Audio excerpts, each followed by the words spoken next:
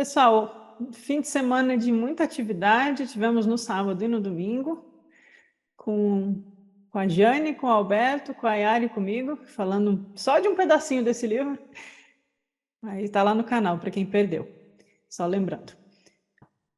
Vamos voltar hoje, então, para o Evangelho de Filipe. Aí. Enquanto você vai ajeitando aí, eu vou aproveitar para comentar uma coisa. Eu estava assistindo hoje a nossa reunião de terça-feira passada, e aí a Laia trouxe um material da Eneada 3, que é sobre a Providência 2, né? E que fala de destino, do Logos, e muito semelhante, com algumas semelhanças com a passagem do Filipe que a gente estava olhando, e ela fez essas amarrações. E eu hoje, assistindo a Laia, observei como tem semelhanças com o que a gente viu no sábado, no Livro das Nações. Quando ele fala ali sobre o destino, eu digo, se a Laia tivesse visto o texto antes, talvez ela tivesse encontrado ali também essas conexões. Foi bem bacana. Gostei de ver e ver esse detalhe. Inclusive, tem uma outra Eneada, também da 3, mas o título dela é Como os Astros Influem no Destino dos Homens. Então, era o assunto deles. Não era só o Plotino ou só os gnósticos, era o assunto deles. E tem um detalhe bem especial, só para fechar, Laia, que tu citaste na reunião passada, da questão da possibilidade da relação entre Plotino e esse material anterior do século, o Plotino no século III, esse material anterior do século II. Acontece que, no livro do Bardesanes, vocês podem ver isso com detalhes, o Bardesanes fez parte do grupo onde estava o Teodotos, né? Porque o Teodotos é quem instruiu o Clemente, certo? Uhum. Então, e o Plotino vai aparecer logo em seguida nessa mesma sequência. Então, tem tudo a ver mesmo. Na mesma cidade. Na mesma cidade, logo em seguida, saindo provavelmente proveniente da mesma escola. Bardesani e Cook, anteriormente, Axionicus, né? E aí, depois veio o Plotino. Na mesma toada. Hoje eu vou dar mais uma provocadinha também. Eu me divirto muito com vocês aqui. Mas vamos voltar para o Evangelho de Filipe. A gente parou no parágrafo 42 dessa vez. E aí ele volta. Lembram que no anterior, lembram que aqui no 41, ele falou daquela nossa velha discussão do criado e engendrado, aquilo que vem do Logos e aquilo que é criado pelas forças materiais, o demiurgo, e a questão de ser nobre, da nobreza da alma. Para quem assistiu a minha live no domingo, eu falei um pouco sobre o poder de luz, que aparece em Pis Sofia, né? Então, o poder de luz tem essa questão da nobreza da alma. A alma, ela é nobre quando ela se liga ao poder de luz. E ela é corrompível quando ela está sendo levada pelo falso espírito. Isso lá no Pis Sofia. Mas aqui no 41 ele vai falando, então, das criações, né? Então, a gente já vai pensando aqui em Adão, no mito de Adão e Eva e tal. E no 42 vem uma referência direta, muito óbvia, a Caim e Abel. Então, o Evangelho de Filipe está aqui retomando a velha discussão do mito lá do Gênesis, na visão gnóstica, né? Então, vamos ler juntos. Primeiro ocorreu o adultério, em seguida o assassinato. E ele foi gerado no adultério, pois era filho da serpente. Assim, tornou-se um assassino, como seu pai, e matou seu irmão. Na verdade, toda união que ocorre entre seres que não são semelhantes é adultério. Vamos lá, vamos destrinchar. O que é adultério? Eu não lembro, eu até procurei rapidamente hoje, mas eu não encontrei assim com muita facilidade, mas eu lembro que nos nossos estudos anteriores, e aí alguns de vocês ainda não eram membros aqui do canal, talvez não tenham visto lá na playlist, né? Eu vou ter que encontrar depois, porque eu fiquei com isso na cabeça.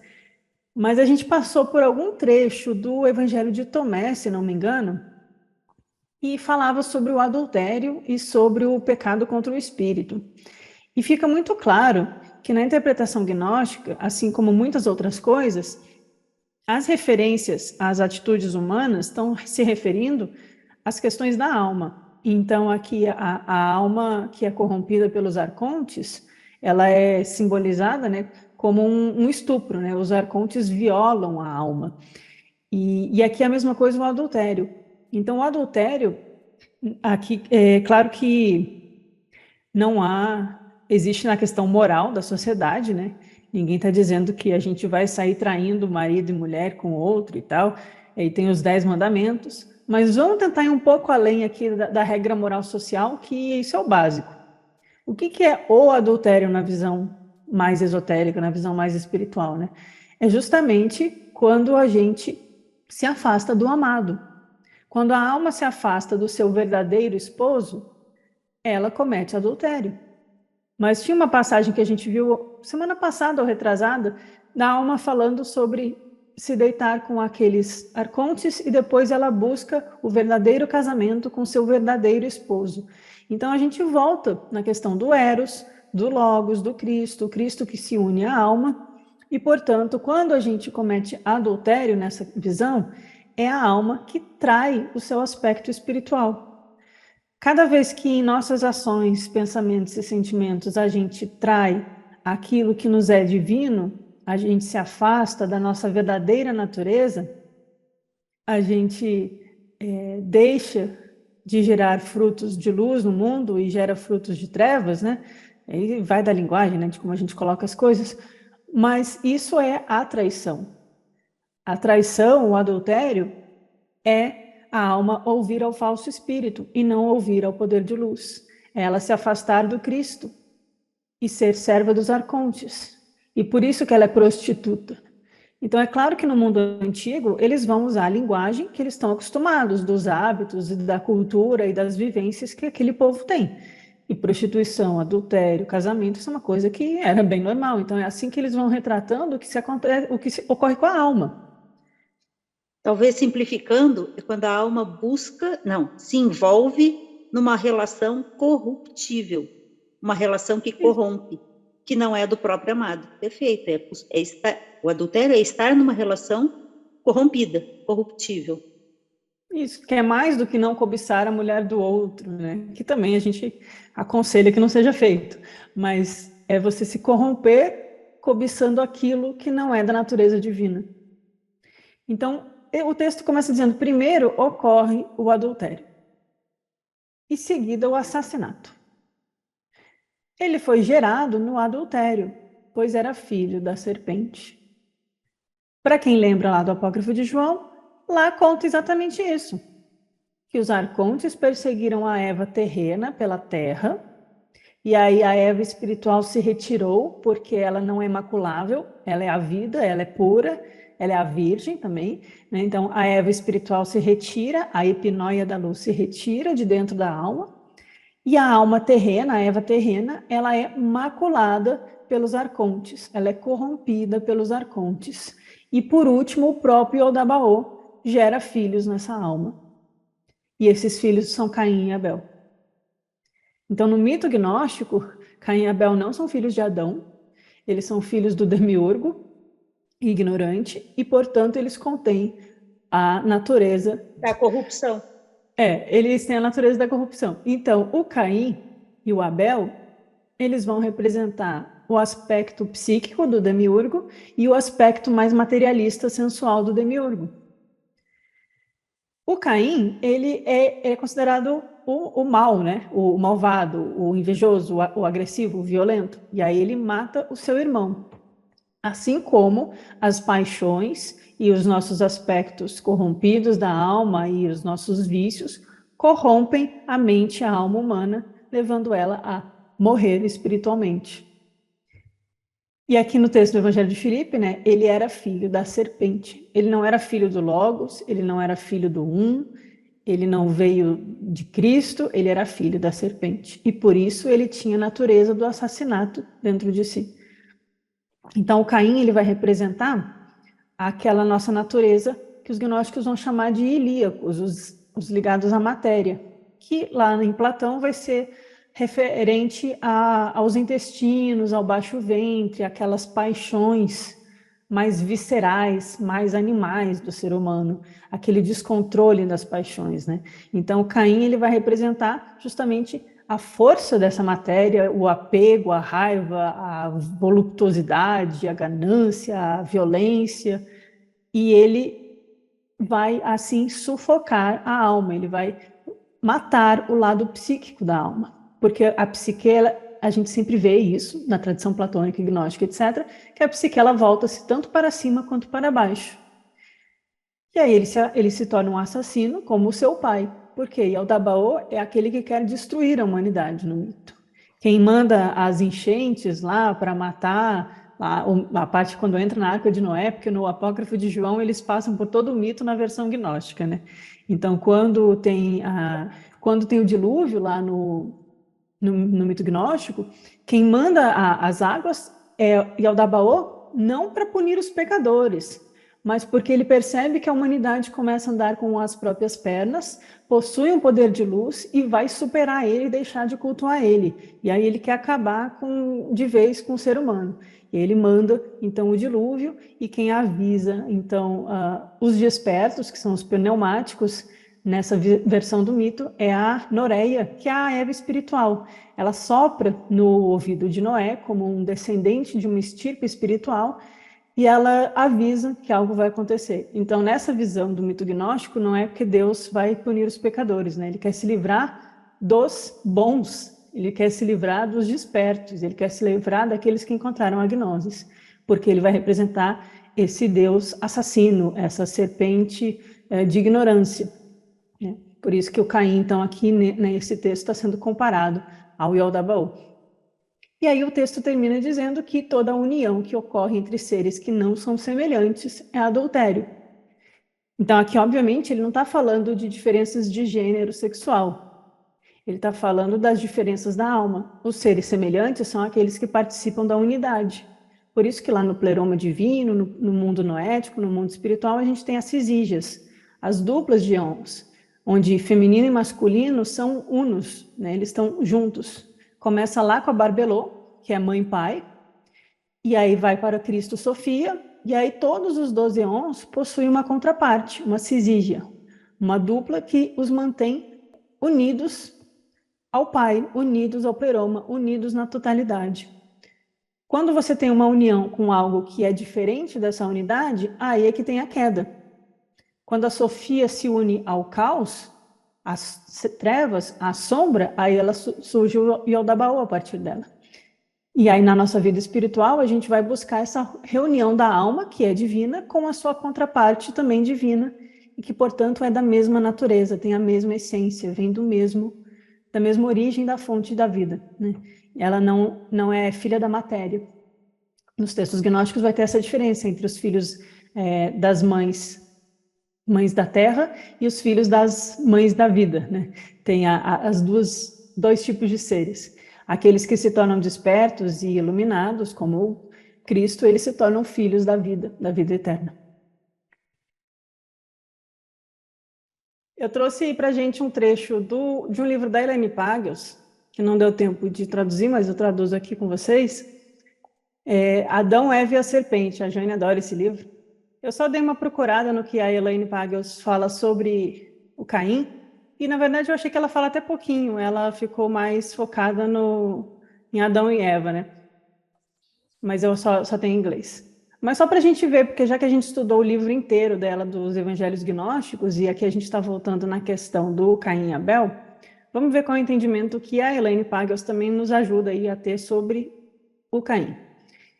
Veja só, a pessoa que está morrendo espiritualmente, ela experimenta a natureza como resistência, hostilidade, a fonte de frustrações quase intoleráveis e desastres. Então, Caim e Abel partilham da mesma natureza humana, mas eles são diferentes no exercício da vontade deles. E aí isso nos volta aqui porque a gente andou falando esse fim de semana sobre o destino, os arcontes e o livre-arbítrio. Caim e Abel têm a mesma natureza humana, mas a diferença deles é como eles exercem a vontade. Um exerce se deixando levar pelas forças telúricas, pelas forças quitônicas, pelas forças da terra, ilíacas, pesadas, animalizadas, descontroladas. E o Abel, ele tenta cultivar aquilo que é bom, porque ele representa a psique que está no coração. O coração, ele pode se unir ao baixo ventre, mas ele também pode se elevar em direção aos céus. O Abel, ele vai representar o homem psíquico. Então, eles experimentam a natureza de formas diferentes. O Abel, com sucesso, cultivou os campos e orou a Deus e louvou a Deus por sua abundante colheita. Abel não experimentou o mal nas mãos da natureza. O destino de Abel não era mal naquele momento que ele estava vivo, né? Ele não experimentou o mal nas mãos da natureza, mas apenas nas mãos de seu irmão. E aí ela cita aqui um trecho bíblico. Aquela primeira morte claramente mostra que não foi uma coisa ruim morrer, pois o justo foi um dos primeiros a morrer. Aí aqui um comentário aí de Eclesiastes ou alguma coisa assim. Mas quando Caim, no contrário, escolhe pecar, poluindo a terra com o sangue de seu irmão, o seu próprio ato coloca Caim numa relação antagônica com a terra. O que ela está reforçando é o aspecto psicológico dessa escolha, usando esse mito, né? Então, Caim, ao escolher dar vazão a esse lado, ele não tem uma relação boa com a terra, ele não tem boas colheitas, ele não louva o divino e ele não está em paz. Ele está, na verdade, sentindo essa resistência, essa hostilidade, essa frustração. Não é bom, né? E aí ela continua o texto e lá mais na frente ela volta a citar Caim. E ela cita o imperador Juliano, que foi aquele imperador ligado ao neoplatonismo, o último imperador pagão. Ele faz, inclusive, críticas aos cristãos tradicionais e tem problemas por causa disso. E aí ela vai citar o imperador Juliano, que era um filósofo que, por azar do destino, ele era tipo o quinto, sexto no trono, mas todo mundo morreu e sobrou para ele. Ele nem era para ser rei. Bom, para Juliano, esses sofrimentos, esses que o Caim vive porque ele causou mal e aí ele não está em paz com a terra, né? Esses sofrimentos, eles são mais do que uma mera projeção no mundo daquele que está sentindo a raiva, o pesar, o terror. Não é uma projeção só das emoções. A história de Caim sugere para Juliano que o pecado, na verdade, tem o poder de transformar a experiência do pecador. Aquele que primeiro escolhe o pecado, ele se torna imergido, misturado, né, mestre, nessa ação, né, nesse pecar. E aí ele começa a experimentar a vida como uma miséria constante. E aí o Juliano, que está contraponto o Agostinho, né, ele tá dizendo assim, ele vê isso, essa projeção do mal no Agostinho, né? Porque o Agostinho ficava vendo a natureza do vício em tudo, e ele estava sempre achando que todo mundo era pecador, todo mundo é pecado. E o Agostinho parece que nunca está em paz com o divino, né? Ele está se contrapondo ao cristianismo oficial e falando dessas questões do pecado, dando a opinião dele enquanto filósofo neoplatônico, né? Mas o que a gente tira daqui é justamente a questão do destino enquanto um karma construído, né? Se a nossa psique, se a nossa alma se volta para as coisas negativas, a gente nunca vai estar em paz com a natureza, em paz com a alma, sempre sofrendo, frustrado, resistente, hostil, violento, inquieto. A alma fica num sofrimento inquietante constante e uma sensação de vazio e uma angústia e uma inveja e uma má relação com os outros constante, porque o Caim, ele representa essa natureza vil, essa natureza que é guiada pela ânsia de poder, pela satisfação imediata dos desejos, pelas necessidades mais básicas e pelo acúmulo, né, de riquezas materiais e de sensações na Terra. O Juliano e a Pagels, e eu concordo com eles, estão justamente argumentando que isso não vai trazer paz para eles, não vai trazer verdadeira realização para eles. Enquanto eles continuam a matar Abel, que é o bom, eles nunca terão paz, né? Só que aí no mito gnóstico, e vejam, eu não acredito que existiu um Caim e não acredito que existiu um Abel e nem que Caim matou Abel, isso é uma historinha, igual Perséfone é uma historinha, Zeus é uma historinha, qualquer mito aí, Odin, Thor, são histórias que contam para a gente entender a natureza da nossa jornada da alma, a natureza espiritual do cosmos, né? E aí entender como isso se relaciona conosco. Claramente, os gnósticos vão fazer essa relação de Caim, Abel e Sete, agora introduzindo o Sete, com as três naturezas humanas. Os helíacos, os psíquicos e os pneumáticos. O que a gente sempre ouve dizer? Que os gnósticos, eles diziam que apenas os pneumáticos vão herdar a vida eterna. É porque eles eram elitistas, egoístas? Não, mas porque apenas a alma que se liberta do assassinato de Caim e permite que Abel cultive bons campos de mérito é capaz de se tornar, então, espiritual e se ligar a Sete. Porque Caim e Abel serão filhos do demiurgo. Eles têm a natureza animalizada e material e eles têm a natureza psíquica que pertence à alma, porque o demiurgo é filho da alma. Então, Abel, ele também tem dentro dele o poder de Sofia, da alma do mundo. Então, a gente tem a natureza animalizada material, a natureza psíquica da alma. Mas os dois são filhos do demiurgo. Eles não têm a centelha divina. Eles não têm o poder de luz. Eles não têm a natureza espiritual. Por isso que no mito gnóstico, quando Caim mata Abel, Adão desperta de seu sono e vê que filhos foram gerados em Eva que não são dele, e daí a gente tem de novo a imagem do adultério, e aí ele gera um filho junto à Eva espiritual neste momento, porque quando Caim e Abel são gerados, o aspecto espiritual de Eva se retira do corpo da Eva material, no mito. E quando Adão gera Sete, ele se une à Eva espiritual. Então Adão, o homem em sua totalidade, com a mente desperta, e a Eva espiritual geram Sete, que aí vai ser o terceiro filho, que vai ser aquele que é pneumático, ele é ligado ao espírito, ao pneuma. Sete aqui, não é, eu vi vocês conversando brevemente lá no Telegram, Sete aqui não é uma referência ao Sete egípcio. Eu ainda não matei essa charada, mas o Sete egípcio, ele é visto como um demiurgo meio negativo, ele é meio agressivo, ele às vezes é retratado com uma cara de jumento, né? Não lembro bem, mas inclusive eu vi um autor já relacionando esse Deus com cara de asno, de jumento, com o próprio Jeová no mundo antigo, que teriam templos onde Jeová era retratado como um Deus jumento. E isso deu uma confusão com os romanos e por isso era proibido ver. Ainda não chequei bem essas informações, foi uns acadêmicos aí discorrendo sobre uns textos antigos. Mas o Sete, a história lá de Osíris, Ísis, Horus, Sete e tal, deve ter respingos disso na tradição gnóstica, às vezes mudando a história, ou mudando de lado os deuses, e pode ser o caso aqui com o Sete, mas eu não vejo relação direta nenhuma com o Sete judaico, gnóstico, e o Sete egípcio, tá? Só para fazer esse parênteses. Lendo os comentários aqui, o Ivo, na Bíblia, o teu desejo está agachado como uma serpente para te atacar, Deus para Caim. Cabe a ti dominá-lo, dominar esse desejo antes que te ataque. Gostei. Fala, Thiago.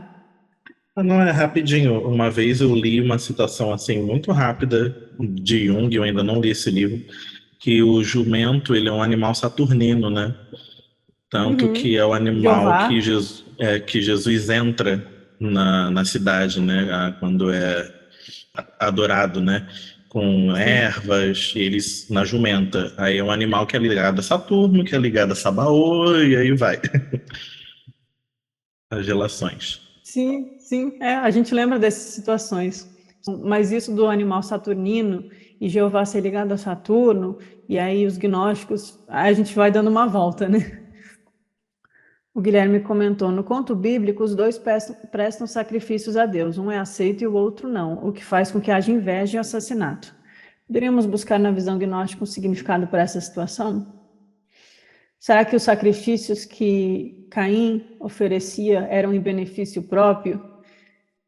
O Pedro comentou, qual é esse Deus que foi oferecido o sacrifício? E aí é que fica a questão, né? A gente tem no mito gnóstico o Yaldabaoth, o Sabaoth, o bom, que está lá no sétimo céu, e todos esses ainda estão no cosmos, né? O Deus Uno, ou a unidade, ele não pede sacrifício de nada, então a gente tem que entender a dinâmica da história, na verdade. Inclusive, em Pissofia, Jesus condena esse sacrifício. Sim, diz que não serve para nada. Tanto que os essênios não praticavam sacrifício de animais, né? Eles consideravam que o sacrifício era a dedicação integral e constante de uma vida contemplativa dedicada ao serviço do Senhor e da luz. Esse era o sacrifício. Era o abandono dos apegos humanos e a dedicação ao que é espiritual. O Guilherme comentou, é uma coisa que eu concordo, né? Eu já cheguei a pensar que originalmente o sacrifício seria a morte de um aspecto animal de nossa psique, que com o tempo o povo, vendo de forma ilíaca, ou seja, materialista, acabou por levar ao pé da letra e saiu sacrificando os animais, que é geralmente o que acontece, né? Tanto que no mitraísmo não encontraram ossadas de animais e tem o símbolo do sacrifício do touro. Mas em outras culturas levou-se a feitiçaria, magia negra, o uso dos animais, sofrimento como forma de ganhar poder, etc. Bom, vamos para o 43.